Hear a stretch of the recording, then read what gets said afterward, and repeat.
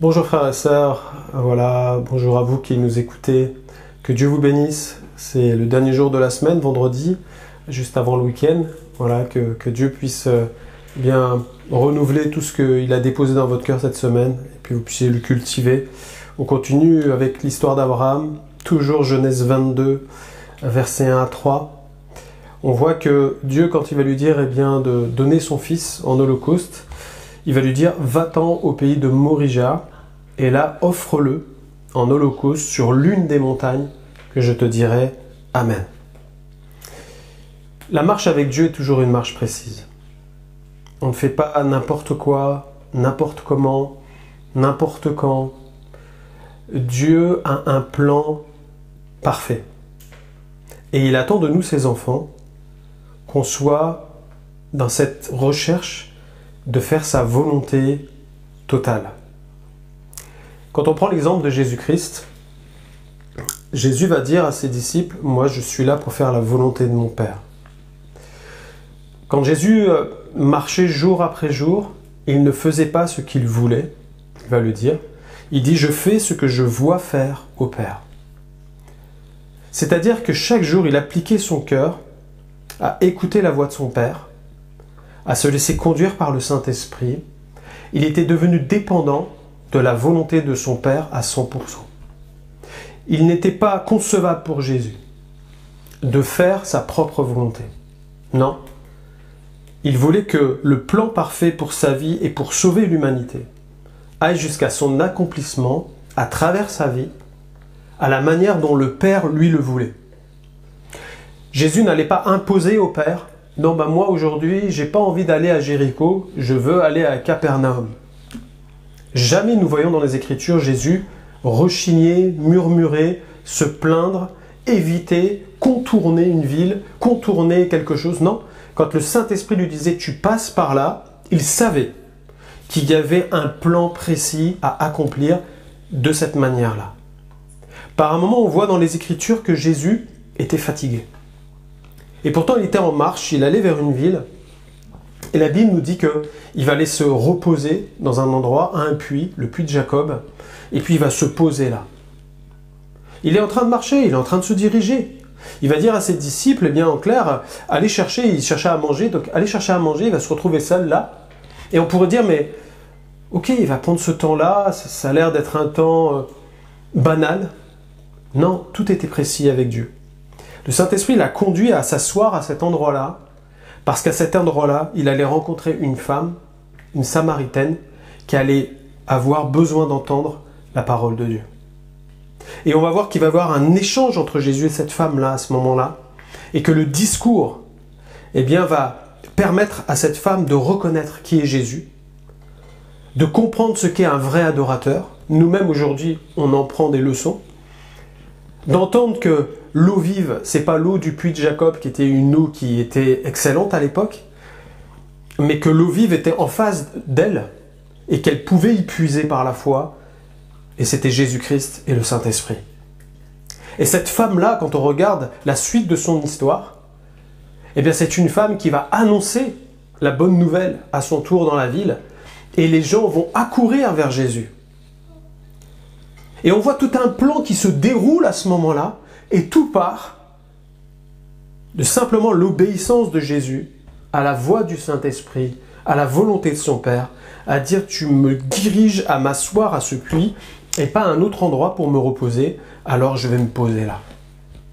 Il n'y a pas de hasard avec Dieu. Dieu est sage. Et quand il conçoit un plan, il attend de ses enfants que chaque jour on soit comme Jésus-Christ, notre modèle parfait. De dire « Père, aujourd'hui, je viens à tes pieds parce que je crois qu'aujourd'hui, il y a un plan parfait pour ma vie. Je crois encore aujourd'hui, Seigneur, que tu vas déposer dans mon cœur une direction, peut-être une vision, peut-être une parole, peut-être simplement l'envie de téléphoner à quelqu'un qui en a besoin. Alors je ne connais pas sa situation, et combien de fois Dieu fait ça avec nous. Tu es en train de travailler, et sur ton lieu de travail, il y a un nom qui résonne dans ta tête. C'est pas ta tête. C'est le Saint-Esprit qui vient déposer dans ton cœur un plan précis, de dire appelle-le, appelle-le. Et si tu remarques bien, cette voix, elle te pourchasse. C'est la voix du Saint-Esprit qui te dit fais cela, fais cela. C'est toi qui as le choix de le faire ou pas. C'est toi qui as le choix d'obéir ou pas. Et c'est là où est notre désir de plaire à Dieu ou pas. Soit tu vas rester dans ton travail, tu vas être absorbé par ton travail, tu vas trouver toutes les excuses pour ne pas le faire. Peut-être même des excuses légitimes. Mais si Dieu t'appelle à le faire, la Bible déclare que Dieu donne le vouloir et le faire. C'est-à-dire qu'il te rend capable, même à travers des événements négatifs, de pouvoir faire sa volonté. Et Dieu va se glorifier à ce moment-là. On voit que Dieu va dire à Abraham, tu dois les sacrifier à Morija. Il aurait pu dire, tu vas sacrifier où tu veux, le but c'est simplement que tu me donnes ton fils. Mais Dieu dit, c'est à Morija. Pourquoi? Parce que Dieu est précis dans ce qu'il fait, parce que Morija, c'est un endroit qui va devenir un endroit prophétique. Un endroit où plus tard, dans les Écritures, dans 2 Chroniques chapitre 3, on retrouve Salomon qui va ériger à cet endroit-là le premier temple pour l'Éternel. Dieu ne fait pas les choses par hasard. Là où Abraham voulait sacrifier son fils, au même endroit, le temple, le premier temple, va être érigé.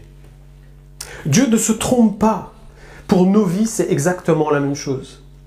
Quand Jésus-Christ a donné sa vie, il ne s'est pas trompé en donnant sa vie. Parce qu'aujourd'hui, sur la croix, aujourd'hui, nous sommes devenus, nous, les temples du Saint-Esprit. Quand le Père lui a dit, tu vas donner ta vie à la croix, Jésus l'a accepté pleinement. Il a été au bout de sa mission, parfaitement, tout est accompli. Et quand tout est accompli, alors les bénédictions s'en suivent. Et aujourd'hui, nous sommes au bénéfice de ce que Jésus a fait. Si Jésus avait raté une seule chose, il y aurait eu péché et nous n'aurions pas pu être sauvés. Alors gloire soit rendue à Jésus-Christ. Tu es appelé, mon frère, ma sœur, à être de celui qui entend et qui applique chaque jour à faire la volonté de Dieu d'une manière précise. Alors que Dieu te bénisse. On va prier. Père, merci pour ta parole. Merci parce que je crois, Seigneur, que le Saint-Esprit qui est en moi va encore me conduire aujourd'hui à entrer pleinement dans tes plans, dans tes œuvres parfaites qui ont été préparées pour ma vie. Seigneur, je cherche ton cœur aujourd'hui. Et je te prie, mets-moi sur la route de peut-être quelqu'un qui est en train de se perdre et que tu veux que j'aille vers lui. Seigneur, moi aujourd'hui, je veux juste me rendre disponible pour toi. Indique-moi, Seigneur, la direction. Et je suivrai ta voie. Merci, Seigneur, parce que tu m'accompagnes et tu me donnes ta capacité pour pouvoir faire ta volonté, Seigneur. Merci pour ta grâce sur ma vie. Quel honneur, Seigneur, de pouvoir te servir. Gloire à toi, Seigneur. Amen. Que Dieu vous bénisse. On se retrouve lundi.